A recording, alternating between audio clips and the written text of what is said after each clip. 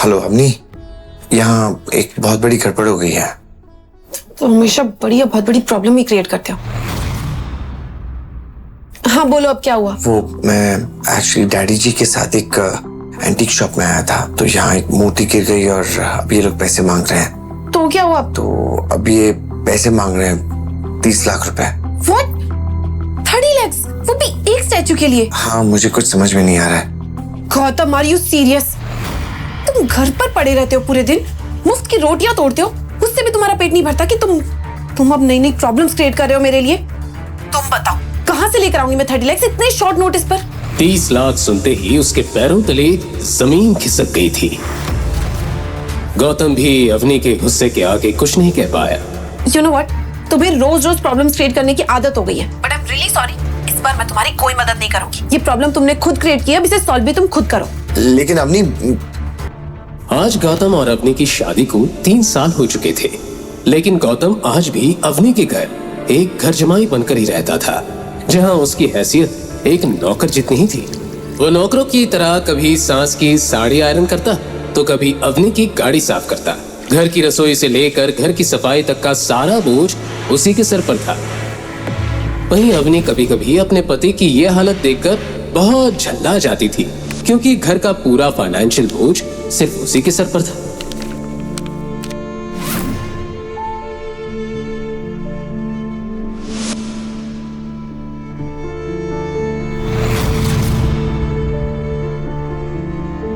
लेकिन अम्मी, ये स्टैचू पापा के हाथ से टूटा है, इसमें मेरी क्या गलती है?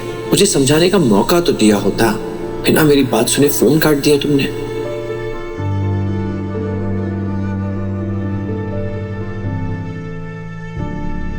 क्या हुआ मिस्टर? 1 घंटा हो गया, लेकिन अभी तक ना पैसे आए और ना तुम्हारी मदद के लिए कोई आदमी। ऊपर से बुढ़ा शॉप से भागने की कोशिश कर रहा था। वो तो अच्छा हुआ गार्ड्स की नजर उन पर पड़ गई, वरना ये तो रफू चक्कर होने का पूरा प्लान बना चुके थे। देखिए मिस्टर, 2 बज रहे हैं। अगर 5 बजे तक तुमने इस एंटिक स्टैचू के पैसे नहीं भरे तो मैं पुलिस को बुला के इस बुढ़े को अंदर करवा दूंगा, और इन बॉडीगार्ड से तुम दोनों की खातिरदारी कर लेंगे। समझ में आई मेरी बात? जी सर, समझ में आई। बस 2 मिनट दीजिए, हम फिगर आउट करते हैं। पापा जी, ये हमें यहाँ पेमेंट किए बिना जाने नहीं देंगे। लेकिन मैं जेल नहीं जाना चाहता, प्लीज तुम कुछ करो ना। तुम मेरे बदले जेल चले जाओ। वैसे भी मेरे परिवार ने 3 साल तक तुम्हें रहने के लिए छत दी है, इतना तो कर सकते हो ना तुम मेरे लिए। डैडी जी, मैं जेल तो चला जाता, पर ये लोग काफी स्ट्रिक्ट हैं, ऐसे नहीं छोड़ेंगे। आपने देखा नहीं वो मैनेजर कैसे धमकी देके चला गया। तो फिर पैसे दे दो ना इन्हें। 30 लाख देने, मेरे जेब में 30 फूटी कौड़ियां नहीं है।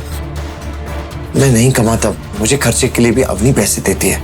मेरे पास नहीं है, ना नौकरी है ना पैसे हैं। कैसे कैसे चुकाऊंगे? तो तुम अवनी को फोन करो। मैंने उसे फोन किया था, उसने फोन काट दिया बिना सुने। यूजलेस दामाद हो तुम एकदम। अपनी बात मेरी बेटी के सामने रख भी नहीं सकते। तुम उसे कॉल करो, मैं बात करता हूं।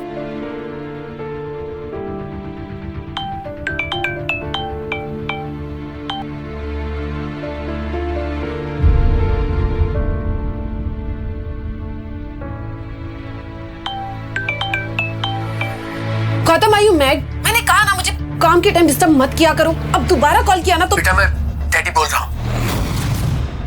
डैड? हाँ बेटा, मुझे तुम्हारी मदद की जरूरत है। मुझसे एक स्टैचू टूट गया और ये लोग पैसे मांग रहे हैं। नहीं दिया तो मुझे जेल भेज देंगे, ऐसा बोल रहे हैं लोग। बट डैड, आपको क्यों?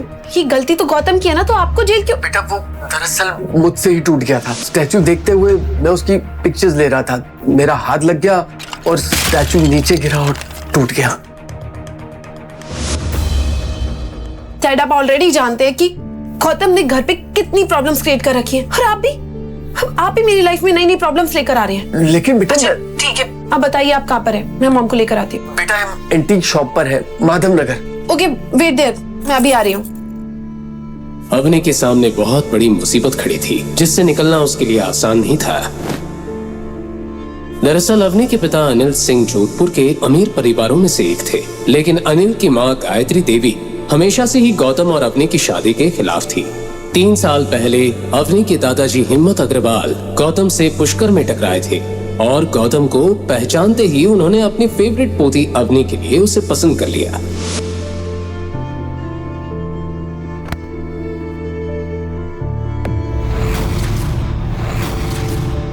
अवनी अपने दादाजी से बहुत प्यार करती थी और उनकी किसी भी बात को टाल नहीं सकती थी।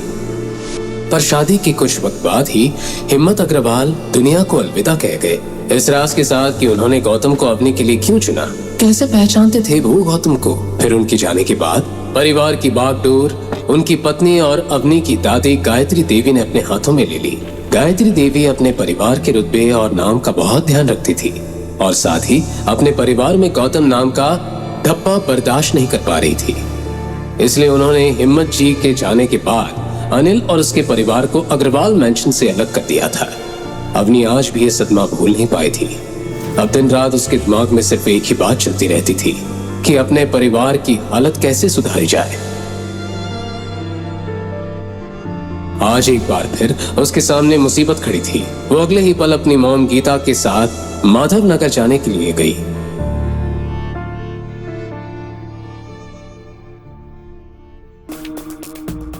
डैड, अब ठीक तो है ना? ये सब हुआ कैसे? अब दोनों इतनी महंगी दुकान में घर क्या रहे थे? वो एक्चुअली हम लोग यहाँ से गुजर रहे थे तो डैडी जी को यहाँ पे ये सब देखने का मन किया, इसलिए हम अंदर आ गए। और फिर एज यूजुअल तुम ये काम भी ढंग से नहीं कर पाए। और अगर इनका स्टैचू देखने का इतना मन था ना तो तुम संभाल लेते ना। लेकिन मम्मी जी मैं इसमें क्या कर सकता था? मैंने तो डैडी जी को बोला पर उन्होंने कहा और तुमने मान लिया। तुम कब से इतने आज्ञाकारी बन गए? मॉम, ये सारी बातें तो हम बाद में भी कर सकते हैं ना। अभी के लिए जो इम्पोर्टेंट है हमें उसके बारे में सोचना चाहिए। ये 30 लाख रुपए आएंगे कहाँ से? इसी बात पर गुस्सा आ रहा है। एक तो ससुर जी हमारे लिए प्रॉपर्टी कुछ भी नहीं छोड़ गए और ये पनौती हमारे नसीब में बांध गए। मॉम, क्या मॉम? तो इस स्टैचू के लिए मैं अपना घर और अपनी कार बेच दूं और सड़क पे आ जाऊं? और वैसे भी इसे बेचने से भी इतने पैसे नहीं आने। सभी प्रॉब्लम का हल ढूंढने के लिए सोच में पड़ गए। टाइम निकलता जा रहा था। वहीं दूसरी तरफ मैनेजर की नजर बराबर अनिल पर ही थी। उसने पैसे मिलने की उम्मीद छोड़ दी थी और कमिश्नर साहब को इन्फॉर्म कर दिया और 3 घंटे पूरे होने का वेट करने लगा। डैड, मैं दादी सर से मदद मांग कर देखूं? उनके जितने भी पैसे होंगे ना मैं धीरे धीरे करके लौटा दूंगी। पर अवनी, दादी सर तुम्हारी मदद नहीं करेगी और तुम्हें पता है इसकी वजह क्या है। पर मॉम, एक बार बात करने में हर्जी क्या है? मैं कॉल करती हूँ।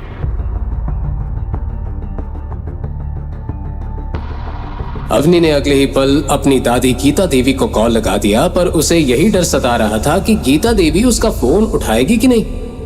हाँ दादी साहब, मैं अरे तुम्हारा नंबर मेरे पास है, बोलो क्या काम है? गीता देवी बड़े ध्यान से उसकी बात सुन रही थी। हाँ ठीक है, मैं तुम्हें पैसे दे दूंगी, लेकिन इसके बदले में तुम्हें मेरी एक शर्त माननी पड़ेगी। शर्त? कैसी शर्त? हमारी फैमिली जल्द ही जोधपुर के सबसे बड़ी कंपनी चैरियट ग्रुप के साथ मिलकर काम करने जा रही है। अगर आज भी तुम्हारी आंखों में मेरे लिए कोई इज्जत है या मुझे अपनी दादी मानती हो तो अभी के अभी तुम गौतम को तलाक दे दो और चैरियट ग्रुप के चेयरमैन के बेटे कबीर के साथ शादी कर दो। दादी साहब, आप ऐसा कैसे बोल सकती हैं? इस बार तो गौतम की इसमें कोई गलती भी नहीं थी। देखो, मुझे इससे कोई मतलब नहीं है। अगर तुम्हें मेरी शर्त मंजूर है तो मैं तुम्हारी मदद कर दूंगी। दादी साहब, मेरे पापा आपके बेटे हैं, वो अपने बेटे के साथ ऐसा कैसे कर सकती हैं? और आज अनिल जिस प्रॉब्लम में है ना, उसकी वजह सिर्फ तुम हो और इसीलिए अगर तुम्हें मेरी शर्त मंजूर है तो मैं तुम्हें पैसे देने के लिए तैयार हूँ। दादी साहब, मेरी बात। अवनी को अब सामने कोई रास्ता नजर नहीं आ रहा था। अवनी प्लीज डोंट वरी, मैं कुछ करता हूँ। अब क्या करोगे तुम? इतनी बड़ी रकम बाहर जाके भीख मांग के लाओगे क्या? अवनी, तुम मेरी बात सुनो। तुम आज ही के आज इस आदमी से तलाक ले लो। ये तेरी लाइफ से आउट तो फिर दादी साहब हमें अपने घर में एंट्री दे देगी। और वैसे भी कबीर तुम्हारा दोस्त है, वो तुम्हें बहुत अच्छे से जानता है और आई एम श्योर वो तुम्हारी हेल्प करेगा। और उसके पापा बहुत पैसे वाले हैं और 30 लाख उनके लिए कुछ भी नहीं है। Come on Avani. गीता देवी को अब कबीर के सिवा कोई रास्ता नजर नहीं आ रहा था, लेकिन कबीर का एक ऐसा सच था जिसे अवनी अच्छे से जानती थी। दरअसल कबीर चैरियट ग्रुप का वाइस चेयरमैन शेखर आनंद का इकलौता बेटा था जो बचपन से ही अय्याश था। लड़कियां उसकी कमजोरी थी, इसलिए हर तीसरे चौथे दिन कोई ना कोई नई लड़की उसका शिकार हो जाती थी। यूं तो उसके ऊपर बहुत सारे केस भी हुए, लेकिन शेखर आनंद के रुतबे और पैसे के आगे किसी पुलिस वाले की भी नहीं चली। कबीर ने कई बार अवनी पर भी अपने हाथ आजमाने की कोशिश की थी। वो कॉलेज में भी अवनी के आगे पीछे ही घूमता रहता था, लेकिन अवनी ने कभी उसे घास तक नहीं डाली थी। वहीं दूसरी तरफ गौतम, जो अब तक शांत था, कबीर का नाम सुनते ही गुस्से में आ गया। लेकिन इस वक्त कोई उसकी बात सुनने को तैयार नहीं था। वो तुरंत अपना फोन निकालकर शोरूम से बाहर चला गया। शोरूम के बाहर जाते ही उसने मोबाइल में एक नंबर डायल कर लिया। जैसे जैसे उसे फोन की रिंग सुनाई दे रही थी, वैसे वैसे उसकी धड़कनें तेज होती जा रही थी। मुंशी जी। माँ खड़ी होको। घड़ी खम्मा मुंशी जी, कैसे हैं आप? गौतम इस वक्त जिस शख्स से बात कर रहा था वो और कोई नहीं, उसके पापा रघुवेंद्र सिंह राठौड़ के मुंशी कमल स्वरूप थे, जो रंजौड़ की रॉयल फैमिली से बिलोंग करते हैं। गौतम रघुवेंद्र का सबसे छोटा बेटा था, जो असल में रंजौड़ के राजकुमार थे। गौतम अपने पैलेस सुमेर भवन में ही बड़ा हुआ था। ये कहना गलत नहीं होगा कि वो सोने की चम्मच लेकर पैदा हुआ था, लेकिन जैसे जैसे गौतम बड़ा होता गया, उसके दिल में बाहर की दुनिया को जानने पहचानने की दिलचस्पी बढ़ती चली गई। वो हमेशा से अपनी शाही जिंदगी से तंग रहता था। और फिर एक दिन रघुवेंद्र ने उसकी शादी अपने खास दोस्त की बेटी दीपशिका के साथ तय कर दी।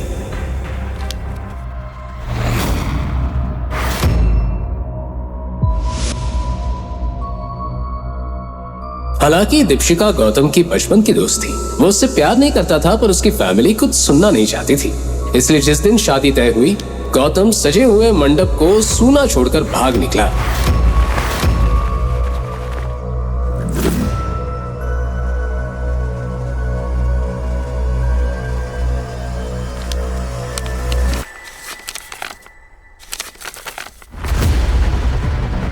सुमेर भवन में आज ही वो मंडप उसी तरह से सजा हुआ था।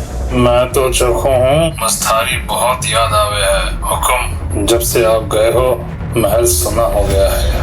और मुंशी जी, मैं एक मुसीबत में हूँ, आपकी मदद की जरूरत है। हम जानते हैं आप किस मुसीबत में फंसे हो। ये मुंशी तो ये भी जाने हैं कि आप इस वक्त हो कहाँ, किस फैमिली के घर जमाई बनकर रह रहे हो। आपकी सास, ससुर और पत्नी, सबके बारे में इस मुंशी के पास पक्की खबर है। गौतम पिछले 4 साल से अपने परिवार और रंजौर से दूर भाग रहा था, लेकिन उसके पापा उसकी एक चीज पर नजर रखे हुए थे। ठीक है, तो मुझे 30 लाख की सख्त जरूरत है। मुझे जल्द से जल्द चाहिए। हुकुम, ऐसा क्यों कर रहे हो? आप एक राजकुमार होके किसी के घर का काम कर रहे हो, झूठा गंदे बर्तन साफ कर रहे हो। समर भगवान। मुंशी जी, मुझे इस बारे में कोई बात नहीं करनी है। मैं सिर्फ इतना जानना चाहता हूँ कि आप मेरी मदद करेंगे कि नहीं। हुकुम, 30 लाख तो हम आपको दे देंगे, लेकिन बड़े हुकुम की वही शर्त है। क्या शर्त है? आपको दीपशिका से शादी करनी होगी। मुंशी जी, मेरी शादी हो चुकी है। मैं दीप्ति से कैसे शादी कर सकता हूँ? ये पॉसिबल नहीं है। बड़े हुकुम, आपकी शादी को शादी नहीं मानते। आपका समर भवन से चले जाने के बाद बड़े हुकुम के ऊपर कई सवाल उठे। ये मुंशी अपने मालिक की बात के खिलाफ नहीं जा सकता। पैसों के बदले आपको अपनी पत्नी को तलाक देना होगा और दीपशिका बिटिया से शादी करनी होगी। मना करता उससे पहले ही सामने अवनी का चेहरा घूमने लगा, जो अपनी जान जोखिम में डालकर कबीर जैसे अय्याश लड़के से मदद मांगने जा रही थी। ठीक है मुंशी जी, मुझे मंजूर है, लेकिन मुझे 1 साल का वक्त चाहिए। मैं खुद ही अवनी को छोड़ दूंगा और बड़े हुक्म जिससे चाहते हैं मैं उससे शादी कर लूंगा। जहाँ 4 साल आपका इंतजार किया है, वहाँ 1 साल और सही। बड़े हुकुम भी ये बात सुनकर खुश हो जाएंगे। लेकिन मेरी भी एक कंडीशन है। इस 30 लाख के साथ साथ मुझे एक और चीज चाहिए। मुझे चैरियट ग्रुप चाहिए। Chariot group? लेकिन क्यों? ये सब मैं आपको बाद में समझाऊंगा। हुकुम, आपको शायद अभी बताना पड़ेगा, क्योंकि ये मुंशी इस वक्त चैरियट ग्रुप के बाहर ही खड़ा है। क्या आप चैरियट ग्रुप के बाहर हैं? हाँ हुकुम, यहाँ तो काम पड़ता ही रहता है। आप यहाँ आ जाइए, तब तक मैं चैरियट खरीदने की डील का प्रोसेस शुरू करता हूँ। ठीक है मुंशी जी, मैं अभी आ रहा हूँ। गौतम मुंशी जी के काम करने के तरीके को जानता था। मुंशी कमल स्वरूप अपनी बोली के धनी थे, जिनके आगे बड़े बड़े लोगों का मुंह बंद हो जाता था। गीता अभी भी अवनी को कबीर के पास जाने को बोल रही थी। जल्दी से पहले चेक ले आता हूँ, तभी मैं अवनी को कबीर के पास जाने से रोक सकता हूँ। अरे भैया रुकिए रुकिए, मैं बताता हूँ, चलिए आगे लीजिए, जल्दी लीजिए। गौतम को देखते ही मुंशी जी की आंखों की कोर गीली हो चुकी थी। भैया रोको रोको रोको रोको। जिस गौतम को दुनिया पिछले 4 साल से एक नॉर्मल सा इंसान समझ रही थी, उसका सच आज सिर्फ मुंशी जी ही जानते थे। गौतम आज भी इतने पैसे का मालिक था कि चैरियट जैसी 10 कंपनीज को वो पलक झपकते ही खरीद सकता था।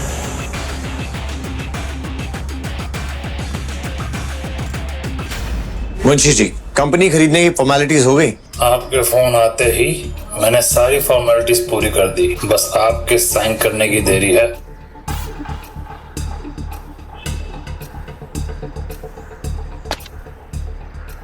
गुड, आपको मेरा एक और काम करना होगा। इस कंपनी का चेयरमैन है शेखर आनंद, और उसका एक बेटा है बिगड़ा हुआ कबीर आनंद। मैंने सुना है शेखर आनंद के इशारे के बिना इस कंपनी में पत्ता तक नहीं हिलता। बिल्कुल सही। नाइस। तो मुझे लगता है शेखर आनंद ने काफी काम कर लिया है, अब उसे आराम की जरूरत है। इस कंपनी से सीधा उसे जेल भेजने का इंतजाम किया जाए। अब इस सारी कंपनी की पावर आप ही के हाथों में है, आप जो चाहे वो कर सकते हो। आप चाहो तो खुद भी चेयरमैन की पोस्ट संभाल सकते। नहीं मुंशी जी, मुझे चेयरमैन की पोस्ट नहीं चाहिए। एक बात बताइए, इस कंपनी का वाइस चेयरमैन कौन है? अभिनव गुप्ता। तो फिर अभिनव गुप्ता को कॉल करके बता दीजिए कि इस कंपनी का नया चेयरमैन वही है। मुंशी कमल स्वरूप को देखकर कोई उनका रास्ता रोकने की हिम्मत नहीं कर सकता था। गौतम की आंखों में एक अलग ही तरह की चमक साफ दिखाई दे रही थी।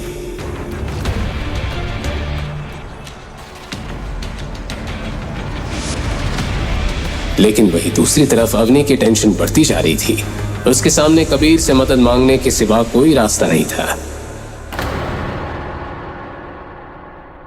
इधर गौतम और मुंशी जी को ऑफिस के अंदर देखते ही एक 32 साल की औरत ने उन्हें केबिन के बाहर रोक दिया। तुम दोनों अंदर कैसे आ गए, वो भी बिना किसी से पूछे? यह औरत शेखर आनंद की पर्सनल सेक्रेटरी शालिनी थी, जो मुंशी जी की पहचान से वाकिफ नहीं थी।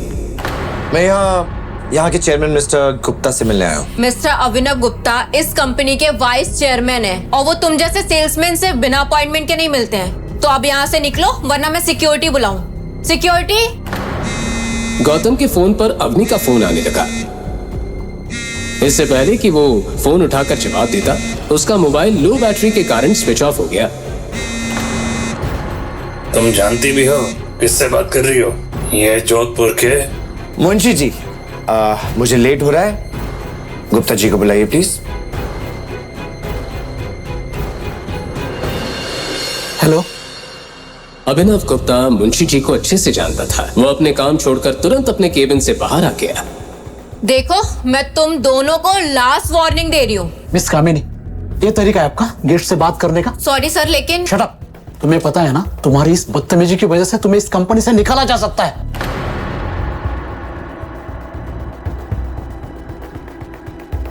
ऑफिस में शालिनी की इस तरह से बेइज्जती पहली बार हुई थी। उसने शेखर आनंद को फोन पर यह सारी बात बता दी।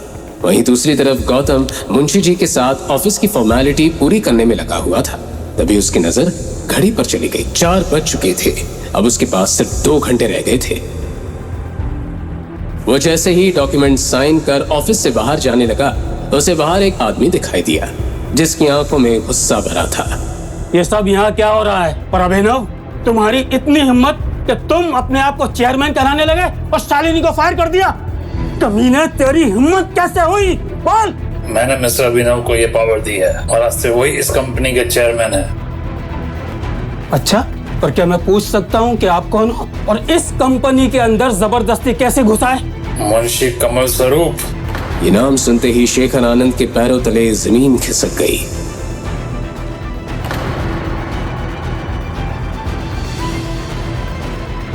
मिस्टर कमल, आपने मुझे पहले नहीं बताया। आप मुझे पहले इन्फॉर्म कर देते तो हाँ, एक काम करते हैं, आप मेरे केबिन में चलिए, वहां चल के बात करते हैं। हाँ मिस्टर आनंद, बातचीत का वक्त निकल चुका है। इस कंपनी के आड़ में आप क्या काले धंधे चला रहे हैं हमें अच्छे से पता है।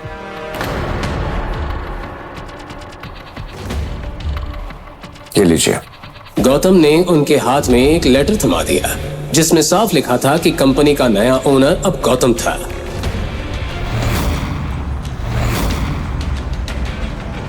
मुंशी जी, मिस्टर गुप्ता आपसे बात करनी है, आइए। वहीं केबिन के अंदर आते ही गौतम ने अपने घड़ी में टाइम देखा। वक्त निकलने के साथ ही उसके दिल में अवनी और उसकी फैमिली के लिए चिंता बढ़ती जा रही थी। मिस्टर अभिनव, आज से आप इस कंपनी के चेयरमैन हैं। इस कंपनी के सारे फैसले आप ही लेंगे। मैं पूरी ऑनेस्टी के साथ काम करूंगा सर, आपको शिकायत का मौका नहीं दूंगा। गुड। और शेखर आनंद और कबीर आनंद का सारे कच्चा चिट्ठा मुझे चाहिए। उन्होंने बहुत लड़कियों की जिंदगी बर्बाद किया। उनके जेल जाने का वक्त आ गया है। आप टेंशन मत लीजिए सर, मेरे पास उनके खिलाफ बहुत सारे सबूत हैं मेरे लॉकर में। मुझे पता था इनके खिलाफ कोई ना कोई आवाज जरूर उठाएगा। मुझे इसी दिन का इंतजार था सर। आज मैं आपको सारे सबूत दे दूंगा सर। नाइस। मुंशी जी, मुझे देर हो रही है, मेरा चेक दे दीजिए।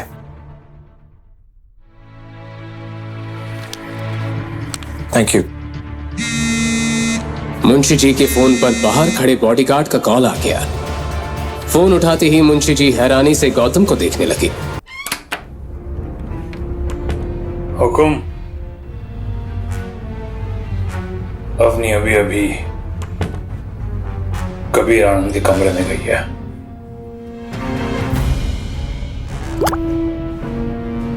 गौतम ये बात अच्छे से जानता था कि कबीर ने अवनी को अपने केबिन में क्यों बुलाया था। उसके केबिन में एक ऐसा ड्रग रहता था जिसे वो हर लड़की को उस पर इस्तेमाल करके उनका फायदा उठाता था। ऑफिस में बहुत सारे लोग इस सच्चाई से वाकिफ थे, लेकिन सभी लोग कबीर और शेखर के खिलाफ आवाज उठाने से डरते थे। आज कबीर कंपनी के नए मालिक गौतम के गुस्से का शिकार होने वाला था।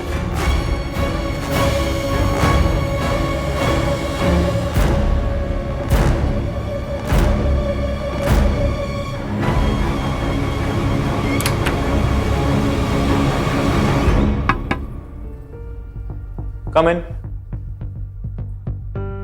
मुंशी जी की बात सुनते ही गौतम चेक लेकर कबीर के केबिन की तरफ चला गया। आपको कहीं जाने की जरूरत ना है। हुकुम ये मामला खुद देख लेंगे। और हाँ, हुकुम की असली पहचान किसी को पता नहीं चलना चाहिए। चौकी बात ना होगी। जी मुंशी जी। अब नहीं, कम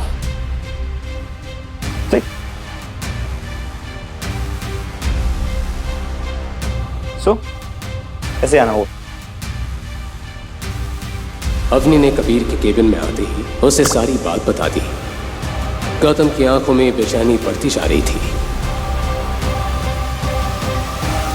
अब नहीं, इतनी बड़ी बात हो गई और तुम मुझे भी बता रही हो।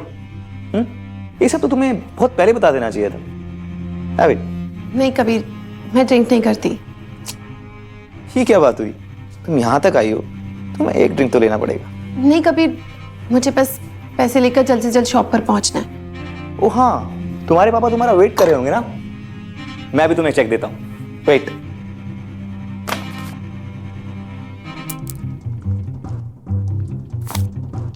और तुम ड्रिंक नहीं करोगी तो मुझे बहुत बुरा लगेगा। थैंक्स कबीर, पर मैं ड्रिंक नहीं कर सकती। हाँ, मैं तुम्हारे पैसे जितना जल्दी हो सके ना वापस कर दूंगी। मुझे पैसों की परवाह नहीं। कबीर धीरे धीरे अवनी के करीब आने लगा। उसकी आंखों में उसकी मंशा साफ दिखाई दे रही थी। You know, अवनी, तुम्हारे पापा को आज जेल जाने से कोई नहीं रोक सकता, except me. Come on, Avani, just one drink. Drink लो, चेक लो और जाओ। इतना क्या सोचना।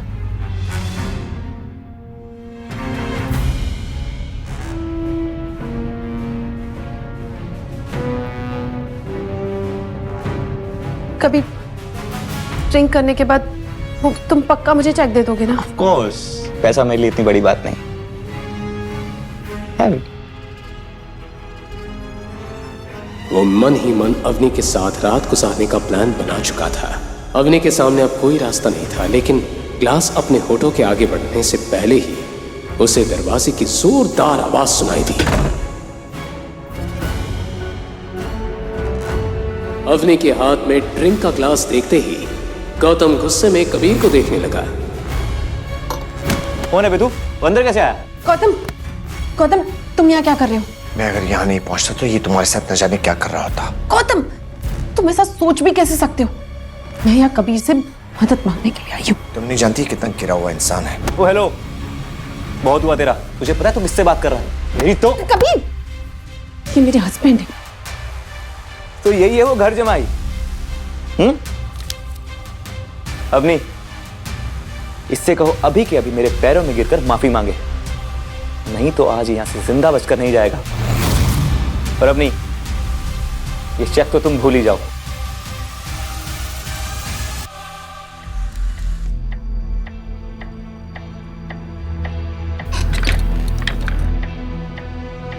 You know, 3 साल पहले तुम्हारी तरह एक आदमी ने मेरे कैबिन में घुसने की कोशिश की थी। उसकी फैमिली वाले उसकी लाश आज तक ढूंढ रहे हैं।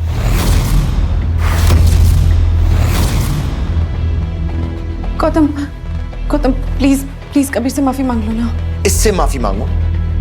हमने इसकी बातों से डरने की कोई जरूरत नहीं है। ये खोखली धमकियां दे रहा है। ये भौंकने वाला कुत्ता है, काटेगा नहीं। कुत्ता? कबीर, 2 टके घर जमाई। अब देखिए कुत्ता क्या करता है। आज के आज तेरी चमड़ी नहीं उधेड़ी ना तो मेरा नाम भी कबीर आनंद नहीं। गौतम। हेलो इंस्पेक्टर शिवा, मैं कबीर आनंद बोल रहा हूं। अभी कभी चेहरे आई है, किसी की चमड़ी उधेड़नी है। और अवनी, ये चेक तो तुम भूल ही जाओ। आज ये जेल जाकर रहेगा। कबीर, कबीर मैं गौतम की तरफ से तुमसे माफी मांगती हूँ प्लीज। नहीं अवनी, आज इसे जेल जाने से कोई नहीं रोक सकता। एंड फाइनली तुम उसके बाद मेरी हो पाओगी। गौतम, तुम क्या कर रहे हो? तुम जानते नहीं हो ये You're finished, man. ये थप्पड़ मारना तुम्हें बहुत महंगा पड़ेगा।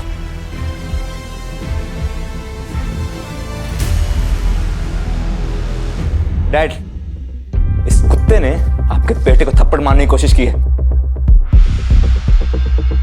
अपने पापा को इस हालत में देखकर कबीर की आंखें फटी की फटी रह गई। इससे पहले कि उसे ये बात समझ में आती, 2 हवलदारों ने उसे पकड़कर हथकड़ी पहना दी और घुटनों के बल जमीन पर गिरा दिया।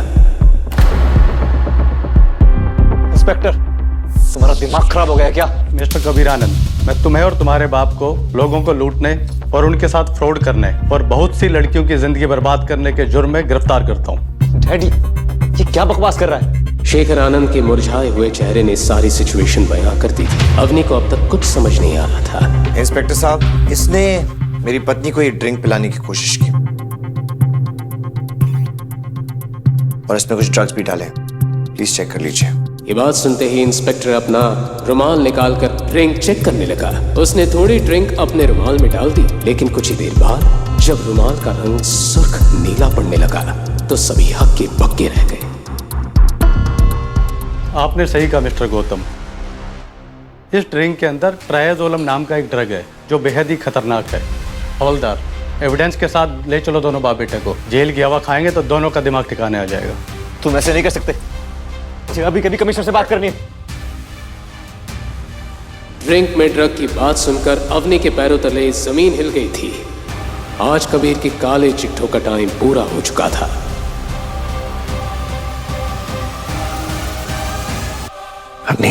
गौतम के पास बताने के लिए बहुत सारी बातें थी, लेकिन वो इस वक्त अपनी सच्चाई नहीं बताना चाहता था। अब घबराने की कोई जरूरत नहीं है।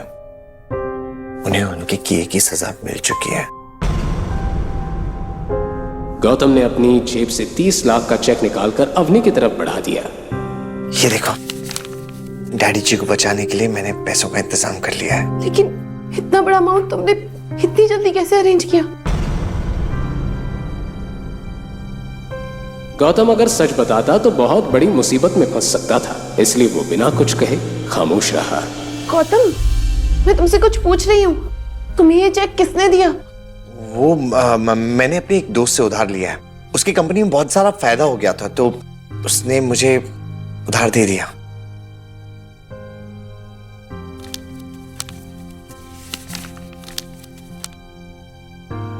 अवनी हैरानी से उस चेक को देख रही थी। हम ये पैसे आराम से वापस कर सकते हैं, उसे पैसों की जल्दी नहीं है।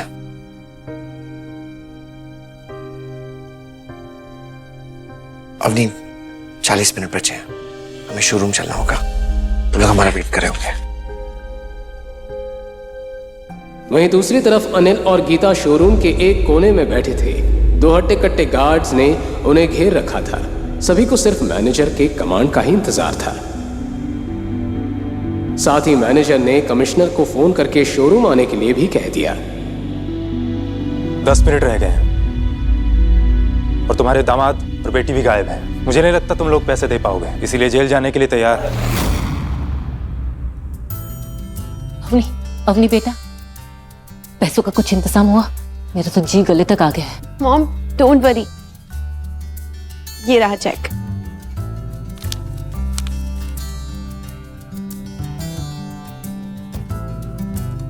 देखा, मैंने कहा था ना, कबीर हमारी मदद जरूर करेगा। बहुत ही अच्छा बच्चा है वो, पूरा सोने का खरा है। ये तुम्हारे गौतम जैसा नहीं है। देखो गौतम, दिखाई दे रहा है ये चेक? ये तुम्हारे औकात से बाहर की बात है। कबीर मेरी बेटी का दोस्त है, मेरी बेटी, और तुम अब आज के आज ही मेरी बेटी को तलाक दे दो।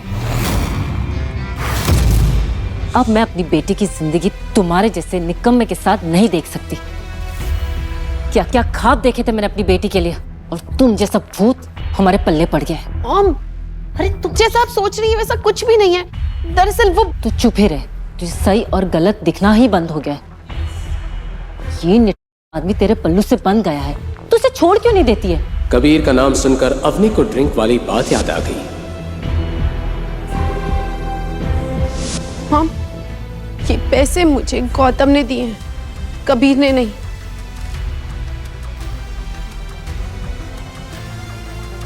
अच्छा, इसका ऐसा कौन सा दोस्त आ गया जिसने इस भिखारी को इतने सारे पैसे दे दिए? चल कॉल लगाओ, अभी के अभी अपने दोस्त को कॉल लगाओ।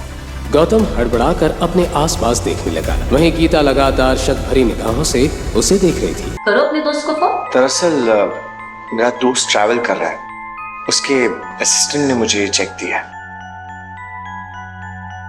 आप लोग ये अपना फैमिली ड्रामा घर जाके कर लेना, मुझे चेक दे दीजिए। हाँ, लीजिए चेक।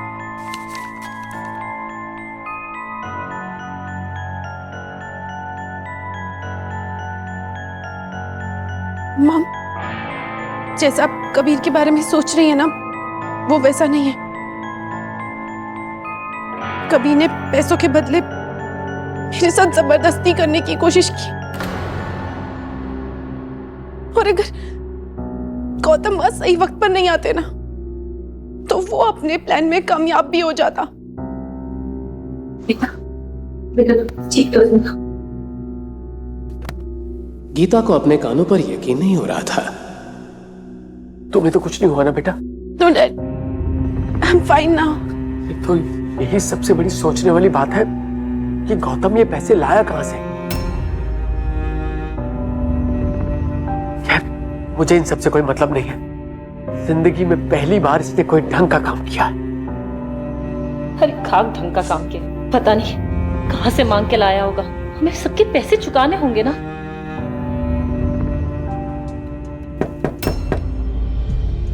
मॉम, ये सब बातें हम घर चलकर करते हैं ना, मैनेजर हमें ही देख रहा है। शाम हो चुकी थी और गीता गौतम के ऊपर ताने बरसाने का कोई भी मौका गंवाना नहीं चाहती थी।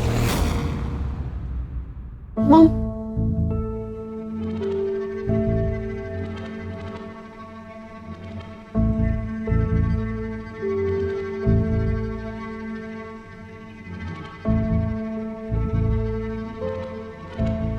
यहाँ खड़े मत रहो, मेरे लिए चाय ले आओ। जी मॉम।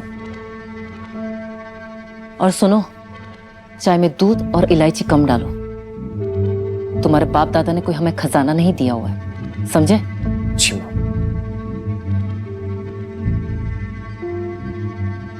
गौतम ये सुनकर मन ही मन मुस्कुराता है, क्योंकि अवनी के दादाजी हिम्मत सिंह को अपना कारोबार शुरू करने के पैसे गौतम के दादाजी ने ही दिए थे, क्योंकि एक जमाने में हिम्मत सिंह के पूर्वज मुंशी जी की तरह रंजौर परिवार की सेवा करते थे। मुस्कुरा क्यों रहे हो? मुझे पता है तुम सारी मलाई खुद ही चट कर जाते हो। और सुनो, अगर चाय अच्छी नहीं बनी ना तो चाय कप में नहीं तुझ पर होगी, समझे? Thank you Avani for money you gave. लेकिन ये पैसों का क्या करना है? ये गौतम जहां से भी लाया है वापस तो देने ही होंगे ना। अभी तो यही मानो कि गले में फंदा लटका हुआ है।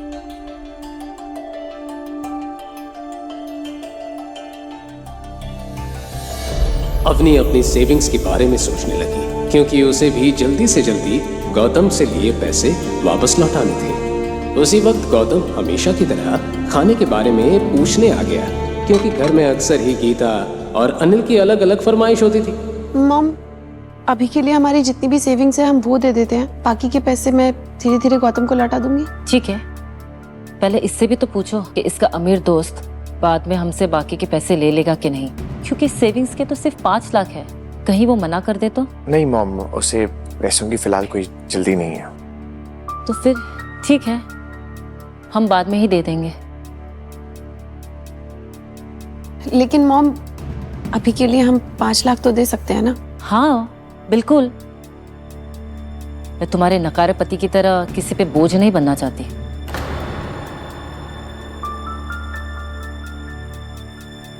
अच्छा गौतम, जब तुम पैसे रिटर्न करोगे ना अपने फ्रेंड को, तो मेरी तरफ से थैंक यू बोलना। उन्होंने हमारी बहुत बड़ी हेल्प की है।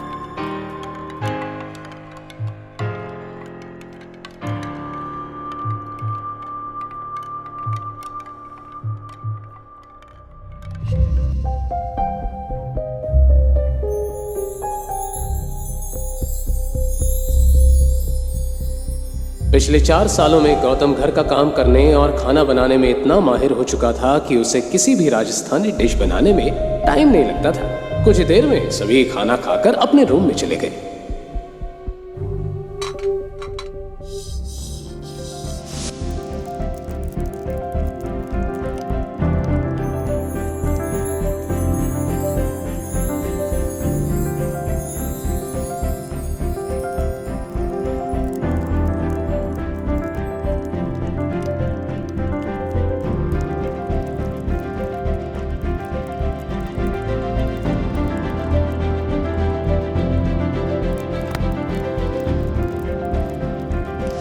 लेकिन गौतम का काम खत्म नहीं हुआ था।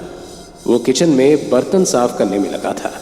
उस गौतम ने वक्त के साथ साथ हर चीज में अपने आप को ढाल लिया था। बर्तन साफ करते हुए उसके सामने अचानक ही अवनी का चेहरा आ गया। आज पहली बार उसने अवनी की आंखों में खुद के लिए इज्जत देखी थी। वो मन ही मन मुस्कुराता हुआ इस बात के बारे में सोच रहा था कि तभी उसके मोबाइल की रिंग बजने लगी। सॉरी सर, मैंने आपको डिस्टर्ब किया। दरअसल अपॉइंटमेंट लेटर पे आपकी साइन चाहिए थी। कल कब फ्री है सर आप? मैं कल सुबह ऑफिस आ जाऊंगा। Okay sir. इतनी रात को तुम फोन पे किससे बात कर रहे थे? मैं वो क्रेडिट कार्ड वालों का बहुत फोन आने लग गया आजकल। किसी भी टाइम पे फोन करते, बहुत परेशान कर रखा है। मैं परेशान हो गया हूँ इन लोगों से।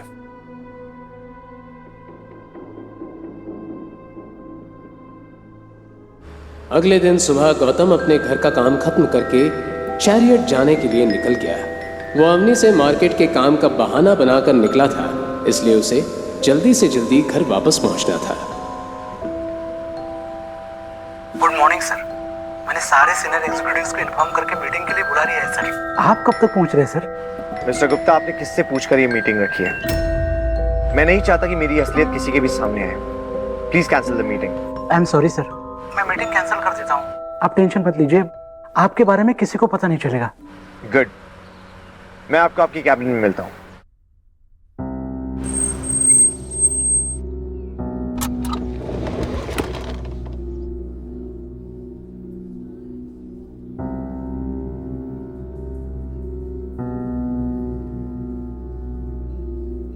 अरे जीजा सा, आप यहाँ कहीं रास्ता तो नहीं भूल गए? क्योंकि लूजर्स के लिए इस कंपनी में कोई जगह नहीं। दरअसल उसके सामने खड़ी लड़की और कोई नहीं, अवनी की कजिन शनाया थी। शनाया बचपन से ही अवनी को पसंद नहीं करती थी। इसकी ही कई वजहें थी। अवनी का दिमाग बचपन से ही बहुत तेज था, वो दिखने में बहुत सुंदर थी। अवनी की शादी गौतम जैसे लूजर से होने के बाद शनाया सबसे ज्यादा खुश हुई थी। एक मिनट, आज शनाया की शादी शहर के सबसे अमीर आदमी रघुवीर पंडित के इकलौते बेटे सिद्धार्थ पंडित से होने वाली थी। रघुवीर पंडित भी चैरियट के साथ मिलकर काम करता था।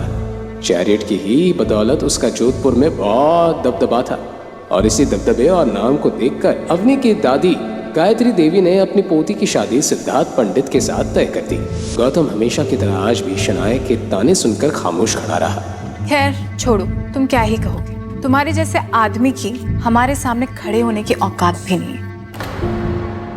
वेल, हम यहाँ शेखर अंकल को अपनी शादी की इनविटेशन कार्ड देने आए थे। अगर तुम चाहो तो तुम भी शादी में आ सकते हो। तुम्हारे लिए वेटर का काम रिजर्व करके रख दूंगी। आपकी शादी में मुझे वेटर बनने का कोई शौक नहीं है।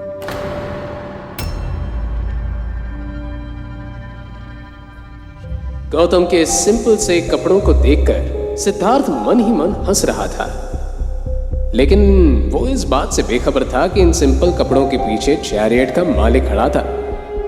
अच्छा, तो ये है गौतम द घर जमाई। बहुत सुना है तुम्हारे बारे में। तुम वही हो ना जो अपनी पत्नी के टुकड़ों पर पलते हो। आज फाइनली दर्शन हो ही गया।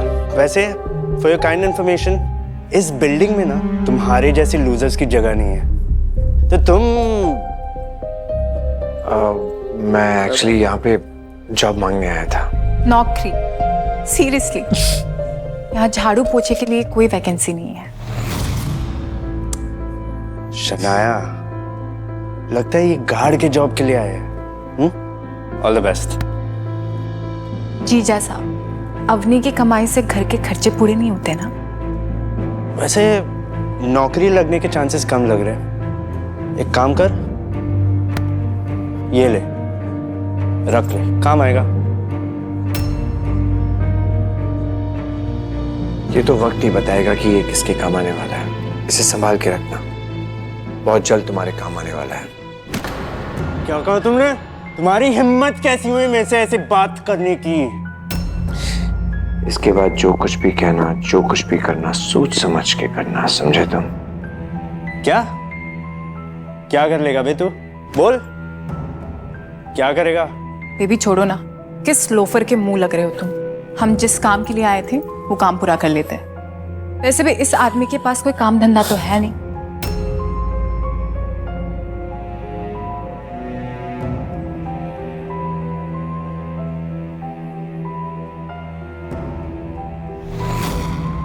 वहीं शनाया और सिद्धार्थ चेयरमैन के केबिन के साइड में आकर खड़े हो गए। सिद्धार्थ के दिमाग में अभी तक गौतम की कही हुई बात चल रही थी। छोड़ो ना बेबी, तुम अभी तक उस घर जमाई के बारे में सोच रहे हो। शनाया, उस घर जमाई ने गलत आदमी से पंगा लिया। वहीं दूसरी तरफ गौतम सीधे अभिनव के केबिन में चला गया। Please come sir. Thank you so much Gupta ji. एक बात बताइए, आप ये रघुवेंद्र पंडित और उसके बेटे सिद्धार्थ पंडित को जानते हैं? हाँ सर, जानता हूँ। रघुवीर जी हमारी कंपनी के साथ बहुत सालों से काम कर रहे हैं। ठीक है,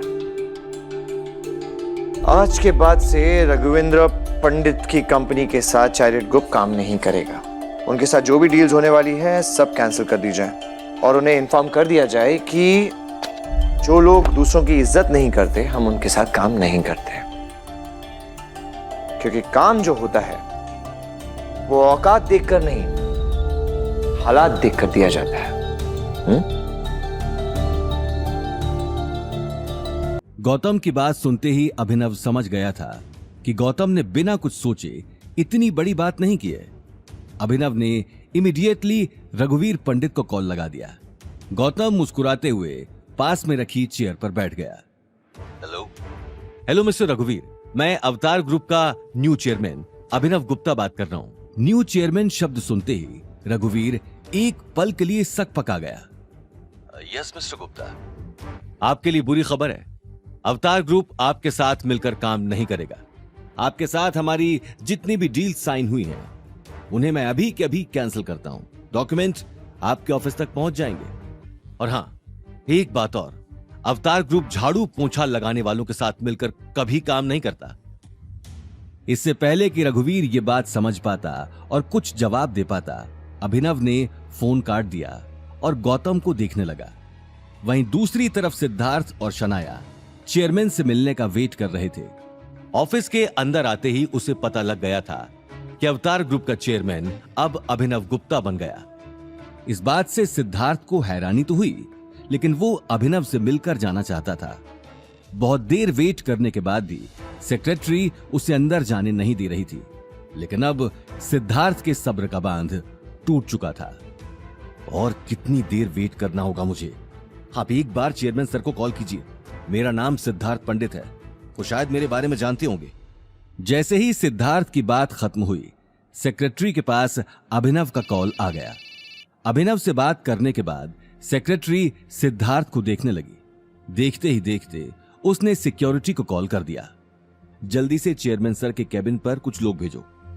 चेयरमैन शब्द सुनते ही सिक्योरिटी गार्ड्स भागते हुए बिल्डिंग के अंदर आ गए। सिद्धार्थ और शनाया इससे पहले कि कुछ समझ पाते, उनके सामने गन्स लिए बहुत सारे गार्ड्स खड़े हो गए।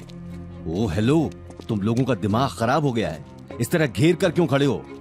आई am sorry mister Siddharth Pandit, लेकिन आपकी कंपनी के साथ अवतार ग्रुप ने सारी डील्स कैंसिल कर दी हैं और चेयरमैन सर ने कहा है कि हम झाड़ू पोछा लगाने वालों के साथ काम नहीं करते। व्हाट? ये क्या बकवास है? सिद्धार्थ ये कहते हुए सोच में पड़ गया, क्योंकि अभी अभी उसने यही बात गौतम से कही थी।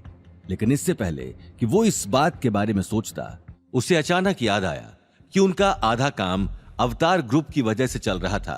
अगर आज अवतार ग्रुप उनके साथ सारी डील्स कैंसिल कर देता है तो वो रातों रात सड़क पर आ जाएंगे। ये बात सोचते हुए उसका माथा पसीने से तरबतर हो गया। मुझे चेयरमैन सर से बात करनी है। वो अचानक इतना बड़ा फैसला कैसे ले सकते हैं? कहां है सर? मैं उनसे सिक्योरिटी बाहर निकालूं इन दोनों को। सेक्रेटरी की बात सुनते ही पास में खड़े लंबे तगड़े गार्ड ने सिद्धार्थ का हाथ मरोड़कर उसे नीचे बिठा दिया। सिद्धार्थ दर्द से कराहने लगा। दर्द के मारे उसकी आंखों में आंसू आने लगे। ये सब देखकर शनाया उसे बचाने के लिए आगे आ गई।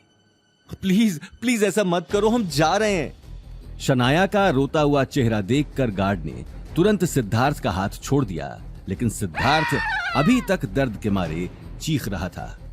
तभी उसके पास रघुवीर पंडित का फोन आ गया। सिद्धार्थ, तुम्हारा दिमाग खराब हो गया है। तुमने अवतार ग्रुप में जाकर क्या रायता फैलाया है, जो उन्होंने हमारे साथ सारी डील्स कैंसिल कर दी। तुम्हें शादी का कार्ड देने के लिए भेजा था या फिर ये मुसीबत खड़ी करने के लिए? बाबा, मैंने कुछ नहीं किया। मैं तो यहाँ सिर्फ शनाया के साथ कार्ड देने आया था। मैं तो चेयरमैन सर से मिला भी नहीं। Shut up! मुझे तुम्हारी कोई सफाई नहीं सुननी। तुम्हें अंदाजा भी है कि तुम्हारी बेवकूफी की वजह से मुझे कितनी बड़ी कीमत चुकानी पड़ेगी। हम रोड पर आ सकते हैं। अभी के अभी वहां से निकलो और यहाँ आओ। अपनी बात खत्म कर रघुवीर ने एक झटके में कॉल काट दिया। कॉल कटने के बाद सिद्धार्थ अपने आसपास खड़े गार्ड्स को देखने लगा और बिना कुछ कहे बिल्डिंग के बाहर चला गया। उसे जाते हुए देखकर शनाया भी वहां से निकल गई। अचानक इतनी बड़ी बात ने सिद्धार्थ को अंदर तक हिला दिया था। वो अभी तक समझ नहीं पाया कि असल में हुआ क्या। कार में बैठते ही अचानक उसका ध्यान गौतम के साथ हुई बहस पर चला गया। शनाया, मुझे लगता है ये सब उस गौतम का ही किया धरा है। शनाया तुरंत बोली, क्या? वो स्टूपिड क्या कर सकता है? उसकी औकात अवतार ग्रुप में सफाई करने की भी नहीं है। मुझे नहीं लगता कि वो कुछ कर सकता है। लेकिन इसके पीछे जो भी गड़बड़ है, मुझे पता करना ही होगा। सिद्धार्थ अगले ही पल शनाया के साथ अपनी कार लेकर निकल गया, लेकिन उसके मन में कहीं ना कहीं शक का बीज पैदा हो चुका था। वहीं दूसरी तरफ सिद्धार्थ को सबक सिखाकर गौतम मन ही मन बहुत अच्छा फील कर रहा था। वो अगले ही पल सारे डॉक्यूमेंट साइन कर अपने घर की तरफ निकल गया, लेकिन घर पहुंचते ही उसका खिलखिलाता हुआ चेहरा एक ही पल में मुरझा गया। हॉल के सोफे पर अवनी की दादी गायत्री देवी बैठी थी। गायत्री देवी ने अपने गले में सोने की एक बड़ी माला पहनी हुई थी और हाथों में कई सारी अलग अलग तरह की अंगूठियां। लेकिन उनकी चढ़ी हुई नाक को देखकर यह साफ मालूम चल रहा था कि अनिल के छोटे से घर में आकर उन्हें अच्छा नहीं लग रहा था। अनिल जब से अग्रवाल मेंशन से अलग हुआ था तब से गायत्री देवी ने अनिल के घर पर कदम नहीं रखा था। आज अचानक उन्हें सोफे पर बैठा देख गौतम के मन में ढेर सारे सवाल चलने लगे। वो अगले ही पल गायत्री देवी के पैर छूने के लिए आगे आ गया। गौतम को देखते ही गायत्री देवी ने अपना मुंह घुमा लिया, क्योंकि गौतम उन्हें फूटी आंख भी पसंद नहीं था। एक अजीब सी खामोशी हॉल में छाई हुई थी। अनिल और अवनी एक दूसरे को देख रहे थे। उसी वक्त गीता ने चाय का कप गायत्री देवी के सामने रख दिया। ये लीजिए मासा चाय। गायत्री देवी बिना कप को हाथ में लिए उसे सूंघने लगी। कप को सूंघते ही उसने अपनी नाक चढ़ा ली और गुस्से में गीता को देखने लगी। इतनी पतली चाय, लगता है सारी मलाई खुद ही चट कर जाती हो। चाय पतली और तुम मोटी होती जा रही हो। डस्टबिन में फेंक दो इसे। ये बात सुनते ही गीता ने अपना सर नीचे कर लिया। जैसे गीता गौतम को ताने कसने का एक भी मौका नहीं छोड़ती, वैसे ही गायत्री देवी गीता को जलील करती है। सुनो तुम सब, मैं यहाँ बस शनाया की शादी का कार्ड देने आई हूँ। शनाया का होने वाला ससुराल हैसियत में हमसे बहुत बड़ा है और बहुत पैसे वाला है। वैसे तो मैं चाहती नहीं थी कि तुम लोग शादी में आओ, लेकिन पार्टी में आने वाले लोग इस बात को लेकर तमाशा खड़ा कर देंगे, क्योंकि तुम लोगों ने समाज में हमारा नाम जो बहुत रोशन कर रखा है। ये बात कहते हुए गायत्री देवी घूरकर अवनी और गौतम को देखने लगी। उसकी आंखों में गुस्सा भरा हुआ था। इसलिए शादी में आ जाना, पर खाली हाथ नहीं, महंगा गिफ्ट ही लेकर आना। पार्टी में बड़े बड़े लोग आने वाले हैं, उनके सामने 500,000 वाला बुके लेकर मत आ जाना। अनिल का भाई सौरभ शनाया की शादी में 35 लाख की कार गिफ्ट कर रहा है। अब इतनी महंगी कार देने की तो तुम्हारी औकात है नहीं, तो कम से कम 5 लाख का नेकलेस ही ले आना।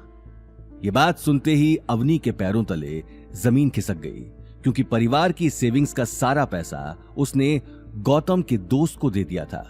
लेकिन दादी साहब, 5 लाख तो बहुत ज्यादा है। हम लोग इतना महंगा गिफ्ट नहीं दे पाएंगे। हाँ मासा, अब देखिए ना, फैमिली की कोई सेविंग भी नहीं है, तो इतना महंगा गिफ्ट। किडनी बेचो या घर, मैं नहीं जानती, पर गिफ्ट कम से कम 5 लाख का होना ही चाहिए। गायत्री देवी की गुस्से भरी आवाज सुनकर सभी एक दूसरे की शक्ल देखने लगे। अपनी बात खत्म कर गायत्री देवी गुस्से में घर से बाहर निकल गई। हॉल में एक अजीब सी टेंशन का माहौल छा चुका। वाह, बताओ, 5 लाख तो ऐसे कह गई जैसे 5 रुपए हो। शनाया की शादी को लेकर तो हर बात में इतना सोच रहे हैं। अवनी की शादी में इन लोगों को क्या हो गया था? अवनी की शादी में जितने भी लोग आए थे, मैंने एक एक के लिफाफे देखे हैं। किसी ने 500 के ऊपर लिफाफे में नहीं डाले। फोकट में इतना सारा माल खाकर निकल गए। और आज शनाया की शादी में 5 लाख का गिफ्ट, 35 लाख की गाड़ी। भगवान ही जाने ये कैसी लीला चल रही है। हाँ, लेकिन गीता, अब माँ ने कहा है तो देना पड़ेगा ना। क्या देना पड़ेगा? तुम्हारा दिमाग ठिकाने पर है कि सोते वक्त तकिए के नीचे रख दिया था? तुम्हारी जानकारी के लिए बता दूं कि हमारे ऊपर अभी भी 27 लाख का कर्जा है। कहाँ से लाएंगे इतने महंगे गिफ्ट के लिए पैसे? लेकिन माँ यहाँ से बहुत गुस्से में गई है। हम एक काम करते हैं, ये घर गिरवी रख देते हैं, नेकलेस भी आ जाएगा और बाकी बचे पैसे गौतम के दोस्त को दे देना। डैड, आप कैसी बातें कर रहे हैं? हम सिर्फ शनाया की शादी में महंगा गिफ्ट देने के लिए अपना घर तो गिरवी नहीं रख सकती, वो भी दादी सा की झूठी शान के लिए। हाँ, और घर गिरवी रख देंगे तो रहेंगे कहाँ? सड़क पर। ये बात कहते हुए गीता गुस्से में अनिल और गौतम को देखने लगी। गौतम अगले ही पल अपनी नजर घुमाकर अवनी को देखने लगा। इस वक्त उसकी कुछ बोलने की हिम्मत नहीं हुई। अवनी बेटा, मेरे पास कुछ पैसे हैं, हम लोग सस्ता सा नेकलेस ले लेते हैं। यस मॉम, आजकल बहुत अच्छे डुप्लीकेट डिजाइन आए हैं जो क्लासी भी है और शनाया डेली वेयर में भी यूज कर सकती है। गौतम, कार निकालो, लेट्स गो। कुछ ही देर में सब जोधपुर के ओल्ड मार्केट की तरफ निकल गए। ओल्ड मार्केट की बड़ी सी ज्वेलरी शॉप के बाहर आकर गौतम ने कार रोक दी। ये जोधपुर की एक बहुत फेमस ज्वेलरी शॉप थी, जहां कई शादी करने वाले लोग अपनी शादी की शॉपिंग करने आते थे। शॉप की चकाचौंध को देखकर अवनी को अपने बजट का ध्यान आ गया, जो शायद ना के बराबर ही था। लेकिन कुछ देर सोचने के बाद सभी लोग एक शॉप के अंदर चले गए। शॉप के अंदर घुसते ही एक मोटा आदमी उन सभी को देखकर मुस्कुराने लगा। उस आदमी ने अपने हाथ और अपने गले में बहुत सारा गोल्ड पहन रखा था, जिसे देखकर ये साफ मालूम चल रहा था कि वो ही दुकान का मालिक है। खम्मा घड़ी सा खम्मा घड़ी, आओ आओ, कहीं क्या दिखाऊं? हमें नेकलेस और इयररिंग्स देखने हैं। हाँ, या लियो, या देखो, एक से एक डिजाइन है। शॉप ओनर ने अगले ही पल एक के बाद एक बहुत सारे महंगे नेकलेसेस का ढेर लगा दिया। अवनी हर नेकलेस को देखने से पहले उसकी प्राइस का अंदाजा लगा रही थी। सभी नेकलेस उसके बजट से बाहर थे। गौतम भी इस बात को समझ चुका था। इतना सारा ढेर लगाने के बाद भी अवनी ने अब तक कुछ पसंद नहीं किया था। ये देखकर शॉप ओनर बुरी तरह से झल्ला गया। साथ ही गौतम और अवनी को इशारों में बात करते देख उसे लगा कि कहीं ये फ्रॉड तो नहीं, जो ऊपर से खानदानी पर अंदर से कंगाल हैं और यहां चुपके से अपना हाथ साफ करके चले जाएंगे। उसने अगले ही पल बाहर खड़े गार्ड को इशारा कर दिया और गार्ड्स तुरंत अंदर आ गए। साथ ही अवनी, गौतम और गीता पर नजर रखने लगे, जिसे देख अवनी और गीता घबरा गए। आखिर क्या होगा? शॉप ओनर का अगला कदम। गार्ड्स को देखते ही गीता और अवनी हड़बड़ा गईं।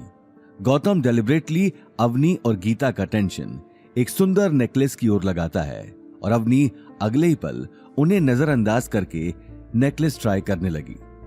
अजय, मैं थारे सामने इतना महंगा महंगा डिजाइन को ढेर लगा दियो, अब या में भी थारे को पसंद को नहीं आ रही हो तो मने बता दो।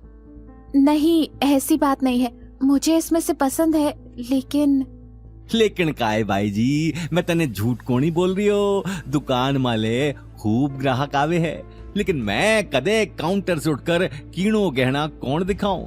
हमारी दुकान का सेल्समैन ही दिखावे है। थैंक यू, मैं इसमें से पसंद कर लेती हूँ। ये बात कहते हुए अवनी टेबल पर रखा नेकलेस ध्यान से देखने लगी। उस नेकलेस की चमक से ये साफ पता चल रहा था कि वो बहुत महंगा नेकलेस था, जिसके ऊपर ग्रीन स्टोन्स का काम किया हुआ था और बहुत ही खूबसूरत डिजाइन पूरे नेकलेस पर बनाए हुए थे। लेकिन अवनी की सुई कहीं ना कहीं उसी नेकलेस पर आकर अटक चुकी थी। गौतम उस नेकलेस को देखकर अवनी की आंखों में आई गहरी चमक को देख रहा था। उसका मन हुआ कि वो अभी के अभी अवनी के लिए वो नेकलेस खरीद ले। अजी, ये तो बहुत ही रेयर पीस है, प्योर जोधपुरी डिजाइन, काम भी चोखो और डिजाइन भी चोखो। भाई जी, थे पहन कर देखो। ये कहते हुए ओनर ने टेबल से वो नेकलेस निकाल लिया। नहीं नहीं, ये बहुत एक्सपेंसिव लग रहा है, हमारा बजट सिर्फ 50,000 है। 50,000 सुनते ही शॉप ओनर का दिमाग सनक गया। उसके चेहरे का रंग लाल पड़ गया। अगले ही पल वो टेबल पर रखे नेकलेस गुस्से से समेटने लगा। आसपास खड़े बाकी के सेल्समैन और गार्ड्स भी अपना काम छोड़कर अपने सेठ को देख रहे थे। क्या हुआ? आप ये सारे पीसेस समेट क्यों रहे हैं? तो काय करूं, थाने पैक करके दे दूं। अरे भाई जी, जब थारो बजट है ही कोई नहीं तो ये बात तो मने पहले बतानी चाहिए थी। बेमतलब मारो टाइम खराब कर दियो। अरे ऐसी बात नहीं है, हम नेकलेस ले तो रहे हैं, बस हमें थोड़ा सस्ता चाहिए। अरे भाई जी, जब अतरा महंगा गहना लेने की हैसियत ही कोनी तो मने बता देते। पता नहीं कहां कहां से आ जावा है, खामखा इतना महंगा महंगा सेट खुलवा दिया। अपने सेठ की गुस्से भरी बात सुनकर सभी सेल्समैन अपना काम छोड़कर उसके पास आकर खड़े हो गए। उन लोगों को देखकर गीता और अनिल का गला सूख गया। मैडम पहले बोल देते कि आपका बजट नहीं है, और जो नेकलेस आपने देखा वो भी बहुत रेयर है। आपको देखने से पहले ही बोल देना चाहिए। अरे तो हम क्या करें, यही साहब हमारे सामने ज्वेलरी का ढेर लगा रहे थे, इसमें हमारी क्या गलती है? वाह भाई, उल्टो चोर कोतवाल ने डांटे। माने तो घनी देर पहले ही समझ में आ गया था कि थारी जेब में पैसा कोनी, बस महंगो सामान। बस बहुत हो गई थारी बात, कब से सुन रही हूँ। राजू, ले पुलिस ने फोन कर हमारी दुकान में आके मनाई धमकी। देखते ही देखते बात बढ़ने लगी। ये देखकर अवनी का गला सूख गया। सामने खड़े सेल्समैन अब उसकी बात सुनने को भी तैयार नहीं थे। गौतम चलो, हम कहीं और चलते हैं। मैडम, कहीं और जाकर उनका भी टाइम खराब मत कर देना। ये बात सुनते ही काउंटर से दूसरा सेल्समैन निकलकर बाहर आ गया और गुस्से में गौतम और अनिल को देखने लगा। अरे सर, इन लोगों की वजह से ही मार्केट बदनाम होता है। मैंने कल भी इन दोनों को एंटीक मार्केट में देखा था। वहां भी ऐसे टाइम पास करने के लिए शोरूम में घुस गए और 30 लाख का एंटीक स्टैचू तोड़ दिया, और जब पैसे भरने की बारी आई तो वहां से 9 2 11 होने लगे। अच्छा, तो ये वही लोग हैं। अब मुझे समझ में आया, अपनी बीवी के लिए कुछ नहीं खरीद सकता, इसलिए महंगा नेकलेस देखकर उसे चोरी करने का इरादा है इसका। क्या कहा तुमने? तुम्हें कैसे पता कि मैं खरीद सकता हूं कि नहीं? गौतम के मुंह से निकली आवाज ने सभी को हिला दिया था। दुकान का सेठ अब किसी भी पल गौतम के ऊपर हाथ उठाने के लिए तैयार था। ये देखकर अवनी के सिर से पसीना आने लगा और उसका दिल जोरों से धड़कने लगा। अरे वो नेकलेस 12 लाख को है, तू खरीद सके है कई, और खरीद सके है तो फिर लापीसा दे। तमाशा लग चुका था। दुकान में मौजूद कुछ कस्टमर्स की निगाहें भी गौतम और अवनी पर टिकी थी।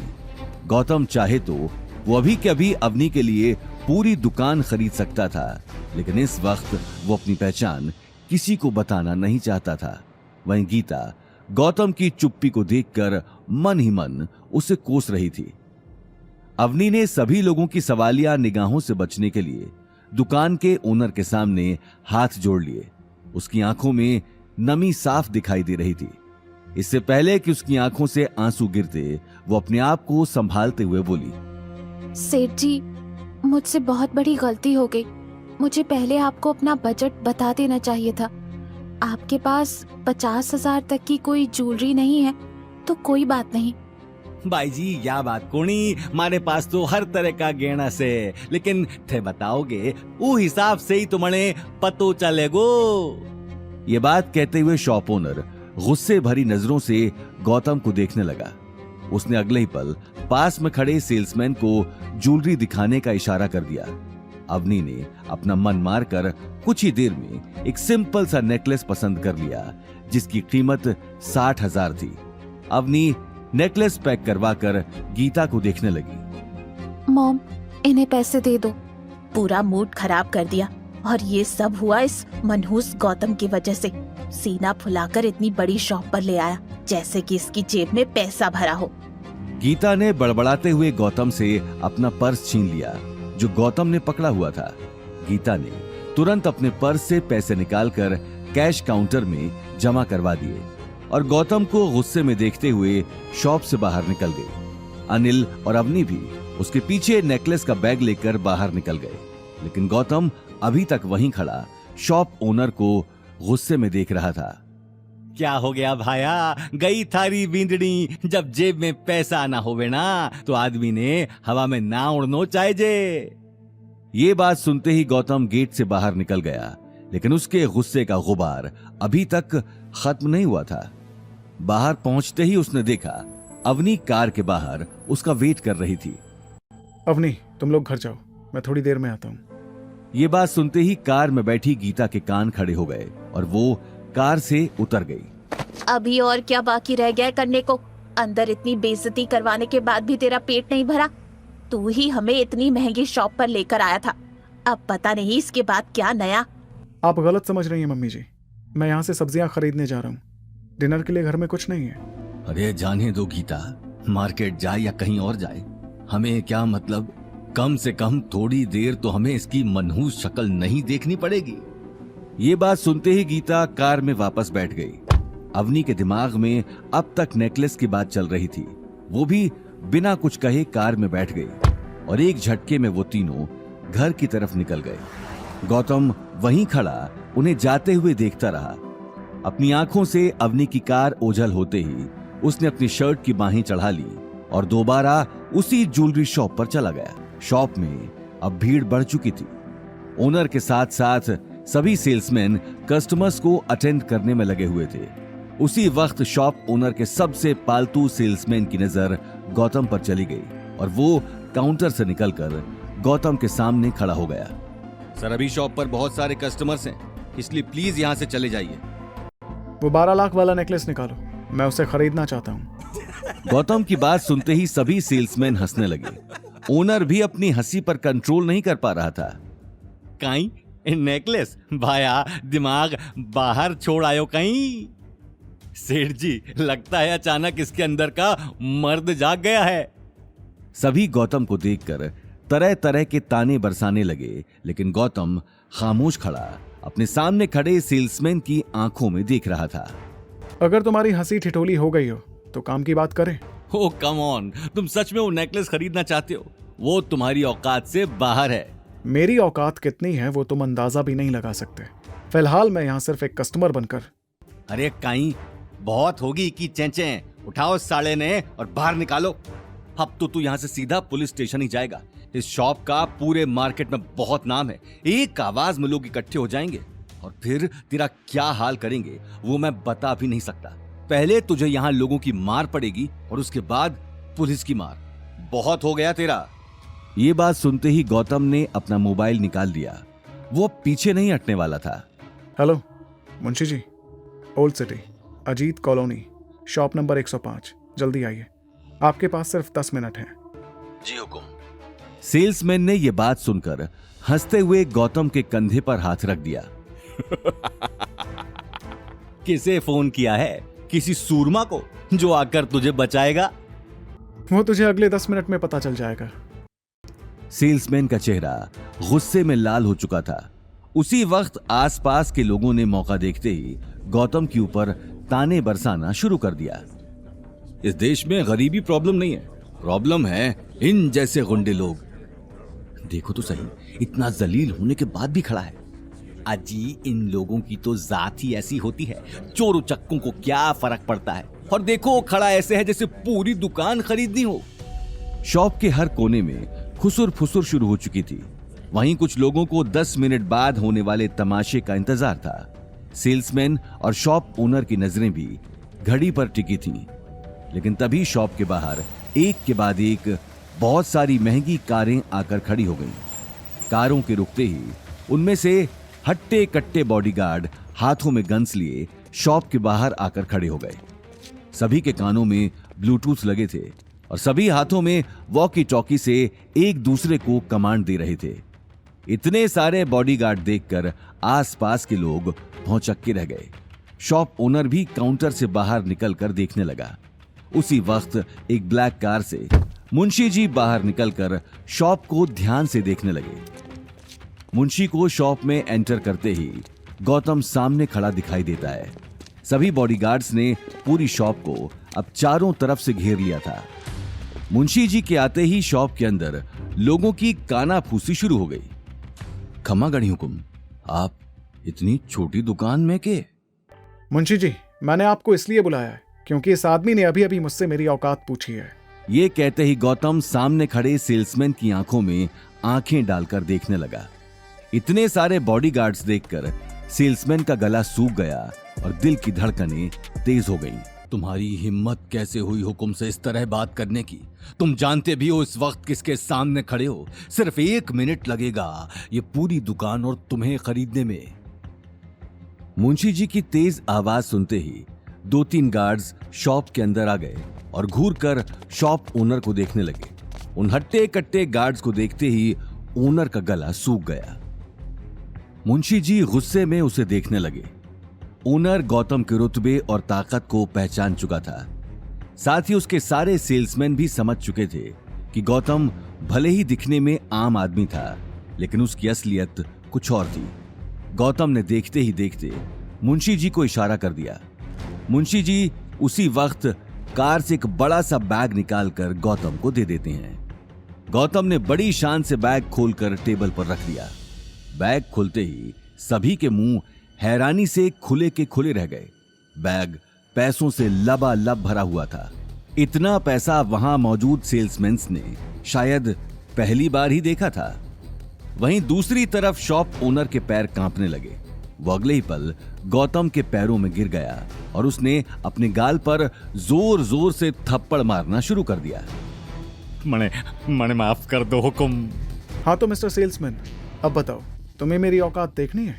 ये बात सुनते ही सेल्समैन ने अपना सिर झुका लिया और गौतम के पैरों में झुक गया। सर प्लीज मुझे भी माफ कर दीजिए, मेरा दिमाग खराब हो गया था।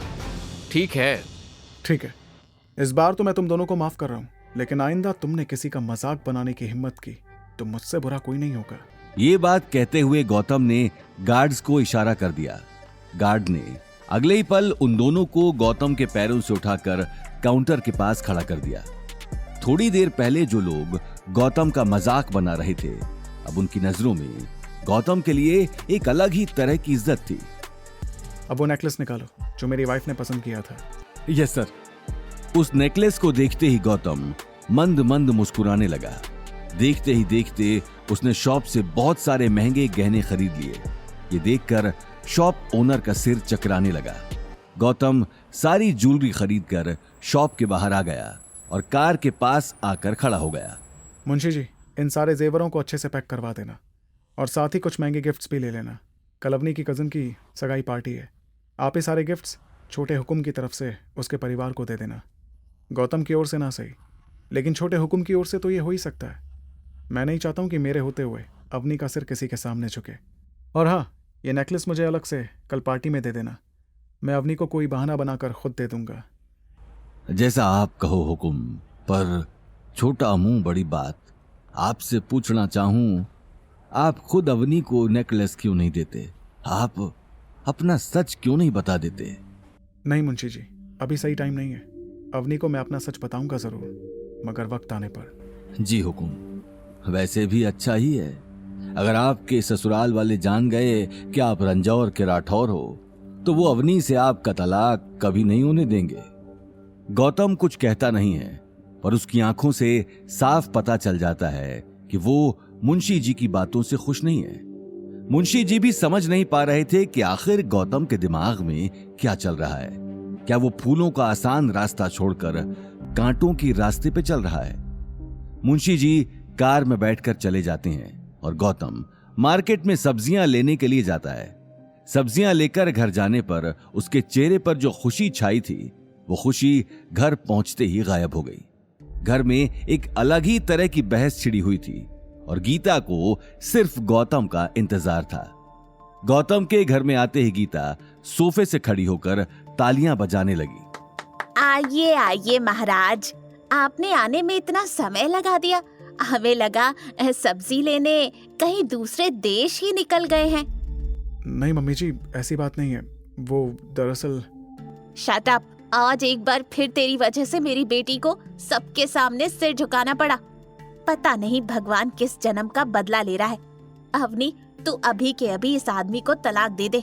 मॉम प्लीज, अब आप फिर मत शुरू हो जाना। वैसे भी आज गौतम की कोई गलती नहीं थी। मैं रोज रोज तलाक की बात सुनकर परेशान हो गई हूँ। तो और क्या करूँ? ये आदमी जब जब आंखों के सामने आता है तब तब मेरा दम घुटने लगता है। हे भगवान, अब तू ही इस लड़की को समझा। इसने तो अपनी माँ की सुनना ही छोड़ दिया। अरे आज एक से एक लड़के इसके लिए लाइन लगाकर खड़े हैं, लेकिन ये है कि। अपनी माँ को रोते हुए देखकर अवनी उसके पास बैठ गई, लेकिन गीता का रोना और ड्रामा करना कोई नई बात नहीं थी। वो इसी तरह हर दूसरे दिन अवनी को इमोशनल ब्लैकमेल किया करती थी। गौतम, तुम जाओ और कुछ खाने को बना दो, मैं मॉम को देखती हूँ। खाना ढंग से बनाना और सिंक में एक भी झूठा बर्तन नहीं होना चाहिए। जी मम्मी जी। गौतम अगले ही पल किचन में चला गया, लेकिन गीता का गुस्सा अभी तक चढ़ा हुआ था। साथ ही उसकी आंखों में आंसू भी थे। मॉम, बस हो गया। बेटा, तू मेरी बात क्यों नहीं समझती? अभी देर नहीं हुई है, बाद में पछताएगी। इसीलिए आज के आज इसे तलाक दे दे। मॉम, आप मुझे लाख समझा लीजिए, लेकिन मैं गौतम को डिवोर्स नहीं देने वाली। ये बात कहते हुए अवनी अपने कमरे में चली गई। कुछ ही देर में गौतम ने सैंडविच बना दिया और अवनी को देने के लिए कमरे में चला गया। वहीं अवनी ने आज डिवोर्स के लिए मना तो कर दिया था, लेकिन उसके दिमाग में अभी तक ज्वेलरी शॉप में हुई बेइज्जती की बात चल रही थी। गौतम ने कमरे में आते ही सैंडविच की प्लेट टेबल पर रख दी और अवनी को देखने लगा। अवनी, कल के गिफ्ट के बारे में ज्यादा मत सोचो, मैं देखता हूँ अगर कुछ हो पाया तो। क्या हो पाया? अब तुम्हें कुछ करने की जरूरत नहीं है। ये मैट्रेस उठाओ और नीचे सो जाओ। अवनी की आवाज में गिफ्ट ना खरीद पाने का गुस्सा साफ दिख रहा था, लेकिन वो इस बात से बेखबर थी कि गौतम ने गायत्री देवी को देने के लिए बहुत सारे गिफ्ट खरीद लिए थे, जिसे देखकर अवनी कल शॉक होने वाली थी। अगली सुबह सभी लोग तैयार होकर अग्रवाल हाउस जाने के लिए निकल गए। अवनी ने एक शानदार ब्लू रंग की ड्रेस पहनी थी, जो उसकी सुंदरता पर 4 चांद लगा रही थी। यही वजह थी कि गौतम कार चलाते हुए बार बार मिरर से उसे देख रहा था। कुछ ही देर में गौतम ने अग्रवाल हाउस के बाहर कार खड़ी कर दी। गीता और अनिल कार से बाहर आकर आसपास की चकाचौंध देखने लगे। कई सारी महंगी गाड़ियों और घर में हुई सजावट को देखकर ये साफ पता चल रहा था कि आज पार्टी में अग्रवाल फैमिली के सभी लोग आए हुए थे। ये देखते ही अनिल को डर लगने लगा और वो अपने हाथ में पकड़ा 50,000 का नेकलेस देखने लगे। देखते ही देखते सभी लोग अग्रवाल हाउस के अंदर चले गए। उन सभी के पार्टी में आते ही पार्टी में मौजूद लोग उन्हें घूर कर देखने लगे। कुछ लोग गौतम को देखकर हंसी ठिठोली कर रहे थे, तो कुछ लोगों ने उसे देखते ही अपना मुंह घुमा लिया। गीता और अनिल गायत्री देवी से मिलने के लिए उसके कमरे में चले गए, क्योंकि गायत्री देवी के कमरे में दहेज का सारा सामान रखा गया था। उन दोनों के जाते ही अवनी भी गौतम से अलग होकर बाथरूम चली गई, क्योंकि पार्टी में मौजूद लोग अभी तक गौतम को देखकर ही बातें बना रहे थे। कुछ ही देर में जब वो बाथरूम से निकली तो उसने देखा कि गौतम बाहर ही खड़ा होकर उसका वेट कर रहा था। अवनी इस बात से परेशान होकर गायत्री देवी के रूम में चली गई। वो गौतम के साथ रहकर लोगों की बातों का शिकार नहीं होना चाहती थी, लेकिन रूम के बाहर पहुंचते ही अवनी को अपनी दादी की गुस्से भरी आवाज सुनाई दी। ये क्या लेकर आए हो? मैंने तुम लोगों को कहा था कि कम से कम 5 लाख का नेकलेस लेकर आना, और तुम ये क्या उठाकर लाए हो? अरे पैसे नहीं थे तो अपने उस निकम्मे दामाद को कहते क्यों नहीं हो कि कुछ काम करे? सारा दिन घर में बैठकर मुफ्त की रोटियां तोड़ता रहता है। ये बात सुनते ही अवनी अपने आप को रोक नहीं पाई और गुस्से में कमरे के अंदर चली गई। दादी सा, ऐसी क्या बड़ी गलती हो गई हमसे जो आप मॉम को इतना डांट रही हो? अवनी की गुस्से भरी आवाज सुनते ही गायत्री ने नेकलेस का डिब्बा उठाकर फेंक दिया और अवनी की आंखों में आंखें डालकर देखने लगी। तुम्हारी हिम्मत कैसे हुई मेरे सामने ऊंची आवाज में बात करने की? आज शनाया की सगाई है, वो भी शहर के बहुत बड़े परिवार के साथ। जब वो लोग पूछेंगे कि आपके होनहार बेटे अनिल ने क्या गिफ्ट दिया, तो मैं क्या जवाब दूंगी? यही कि वो ये सड़ा हुआ सा नेकलेस उठाकर लाया है। ये बात सुनते ही अवनी कुछ कहने के लिए आगे बढ़ी, लेकिन तभी अनिल ने उसे इशारे से रोक दिया, क्योंकि वो गायत्री देवी का गुस्सा अच्छे से जानता था। लेकिन अवनी भी आज किसी की सुनने वाली नहीं थी। हम आपको खुश करने के लिए कुछ भी कर लें, लेकिन आपके ताने कभी खत्म नहीं होते। ये नेकलेस 50,000 का है। 50,000 हमारे लिए बहुत बड़ी बात है, लेकिन आपने इसे यूं ही फेंक दिया। गायत्री देवी के परिवार में आज तक उनसे किसी ने इस तरह बात नहीं की थी। उसका चेहरा अब गुस्से में आग बबूला हो चुका था। तभी उसने पास में रखा गर्मा गर्म चाय का कप उठाकर अवनी पर दे मारा। अवनी ने तुरंत बचने के लिए अपना चेहरा घुमा लिया। चेहरा घुमाते ही उसे बहुत तेज कप के टूटने की आवाज सुनाई दी। अवनी ने जैसे ही अपने चेहरे से बाल हटाकर देखा तो वो हैरान रह गई। सामने गौतम खड़ा था, जिसने गायत्री का हाथ झटक कर कप दीवार में दे मारा था। अवनी, तुम ठीक तो हो ना? कहीं लगी तो नहीं? अवनी की आंखों में हैरानी थी। वहीं गायत्री देवी गौतम को गुस्से में देख रही थी, लेकिन इससे पहले कि वो गौतम को कुछ जवाब देती, उसे बाहर से तेज आवाज सुनाई दी। दादी साहब, करणवीर अंकल आ गए, जल्दी आइए। करणवीर का नाम सुनते ही गायत्री देवी के चेहरे से एक पल के लिए गुस्सा गायब हो गया, क्योंकि करणवीर ही उनकी नजर में उनका सबसे होनहार बेटा था। गायत्री देवी करणवीर को देखने के लिए जैसे ही कमरे से बाहर जाने लगी, उसी वक्त एक 6 फुट लंबा आदमी महंगा सूट पहने कमरे के अंदर आ गया। हाथ में महंगी घड़ी और गले में सोने की मोटी चेन देखकर उसकी अमीरी साफ पता चल रही थी। अरे मासा, कहाँ जा रही हैं? मैं तो आपसे। ये बात कहते हुए वो आदमी अनिल और गीता को नीची नजरों से देखने लगा। अच्छा, तो यहाँ भाई साहब और उनका पूरा परिवार आया हुआ है। वाह, मुझे लगा भाई साहब तो कहीं महंगी पार्टियों में उठते बैठते नहीं होंगे। क्यों भाई साहब? पूछो मत करणवीर बेटा, ये अनिल आज हमारे घर की नाक कटाने का सोच कर आया है। ये देख कैसा सड़ा हुआ सा 50-60 हजार का नेकलेस उठाकर लाया है। ये कहते हुए गायत्री देवी ने जमीन पर पड़े हुए नेकलेस की तरफ इशारा कर दिया। क्या ये 50,000 का नेकलेस? कम से कम खुद की नहीं तो शनाया की ही इज्जत का ख्याल कर लिया होता, जो कल पराए घर में जा रही है। आपको पता है इस बात के लिए उसे कैसे कैसे ताने। चाचा जी, आपके परिवार के पास पैसा है, इसीलिए आप महंगी गाड़ी गिफ्ट कर सकते हैं। और वैसे भी ये पैसा दादाजी का है, आपने नहीं कमाया।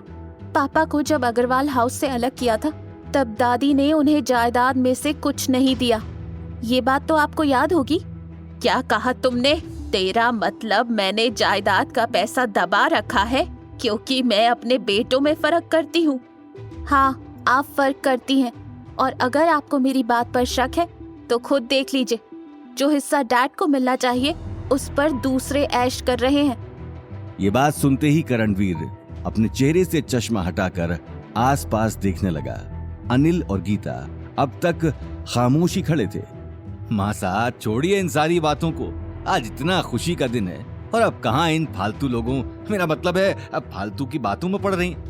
आप मेरे साथ आइए, मैं कार लेकर आया हूँ। मैंने शनाया को भी नीचे बुला लिया है। ये बात सुनते ही गायत्री देवी गुस्से में बाहर जाने लगी, लेकिन तभी उसने मुड़कर अवनी के कंधे पर हाथ रख दिया। अभी ये बात खत्म नहीं हुई है, इसका जवाब मैं तुम्हें दूंगी, और कैसे दूंगी ये तुम देखती जाओ। गायत्री देवी ये बोलकर कमरे से बाहर निकल गईं। आखिर क्या होगा गायत्री देवी का अगला कदम? आगे की कहानी जानने के लिए देखिए अगला एपिसोड सिर्फ पॉकेट एफएम के यूट्यूब चैनल पर, और रॉयल वारिस के सारे एपिसोड्स को सुनने के लिए डिस्क्रिप्शन में दी लिंक से डाउनलोड करें पॉकेट एफएम ऐप।